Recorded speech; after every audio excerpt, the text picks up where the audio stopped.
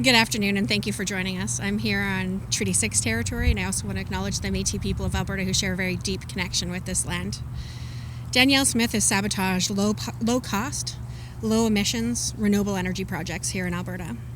Power stations not only look like the one here behind me, the Rossdale Power Plant, but cancelling power stations around renewables means more pain for consumers of electricity. Of course, our bills will go up without having more supply on the load for us to be able to access. And it means that there's going to be more emissions that we all know are impacting climate. We see this happening all around us, and we know that it impacts health as well.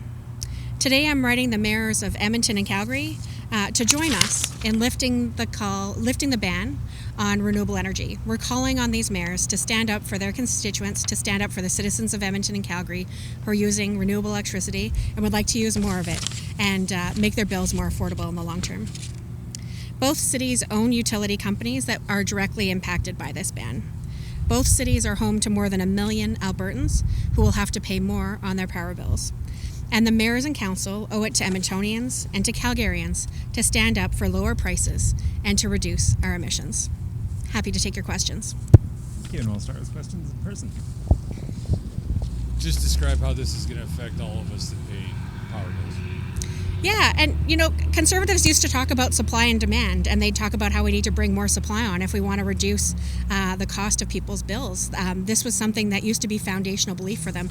Instead, they unilaterally brought forward a ban for what they're saying is 6 months, but what I will tell you is that it's setting incredible shockwaves through investors, and it is going to impact us individually because when this power fails to come on supply, it means we're paying more for what we've already got. We're going to be fighting over a limited supply, so this definitely has the potential to drive up costs as well. There are people who could be making good mortgage-paying jobs right now, bringing home more income for themselves and their families to be able to help pay their own bills. And Danielle Smith the other day just said, well, it's only 6 months. I'm sorry, 6 months of not being able to pay your mortgage is a deal breaker for most Alberta families. One more check in person. And we'll go to questions on the phone. If you could say your name and your outlet at the top, press star 9 if you're joining us on the phone. Use the raise hand function if you're joining us via Zoom. Go to our first caller.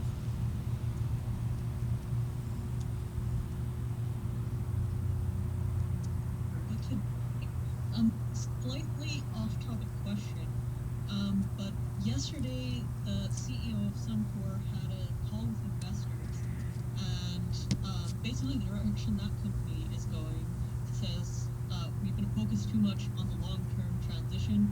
We need to focus more on oil, and they're also forging ahead on the cutting of 1,500 jobs. I'm wondering if I could get your reaction to that. What you think of those comments from the CEO of Suncor? Yeah, number one, I want to say how devastating this is for the families who rely on those jobs to be able to get them ready for back to school, to be able to provide a roof over their families' heads, to help them make their car payments, put food on the table. Those are 1,500 families that are going to be negatively impacted by these jobs being cut. Yet again, another blow to their livelihoods and their economy. Danielle Smith is trying to create this tension between only one type of energy being able to drive our province and our economy. And of course, we all know that we have a role to play in expanding the energy options that we have available. It's the right thing to do in terms of climate change and in terms of helping us meet our local and global energy needs. And it's also the right thing to do in terms of driving down prices when we have more supply on and we have more competition to be able to give a variety of different types of energy options and a variety of different power stations. They don't all have to look like this. There are many that look like wind turbines, that look like big solar installations, that look like compressed air facilities that were, in the process of moving forward that now have been shelved by Danielle Smith. I'm not shocked that a number of different leaders in industry are saying, well, I guess we need to move forward with conventional only or with oil sands only. But it is absolutely the wrong message to be sending to their employees when they're laying them off. It's the wrong message to be sending to investors when we're all looking to be able to demonstrate that we've got a good balanced portfolio and that we've got a good mix of projects in terms of riding out strife that might exist in one industry or another.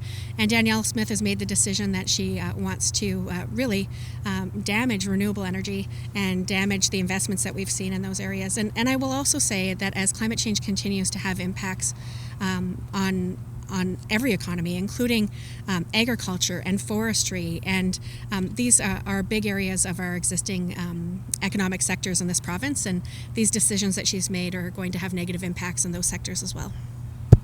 Any follow-up, Catherine? Yeah, and I guess going back to the topic at hand, are you aware of any projects by the cities that will be affected by the moratorium, or yeah, because I know there is some investment in solar by EPCOR, for example. Yeah, absolutely. So these are two of large companies that we have in Alberta that provide power for about half of Albertans, just between our two major cities as the two major players in those markets, and they are owned by the cities themselves. So this is having absolutely an impact on the supply that's coming into them, which will impact prices for the rest of us as well. So this, I believe, is going to have a major negative impact, and I believe that the mayors and councils are probably aware of this as well, and that's why we're calling on them today to join us in telling Danielle Smith to bring an end to this wrong-headed ban on these large renewable projects that are important for economic diversification, energy diversification, economic resilience for our province. Okay, one more pass for questions. Star 9 if you're joining us on the phone. Raise hand function if you're joining us via Zoom. Seeing none, that's all for today. Thank you.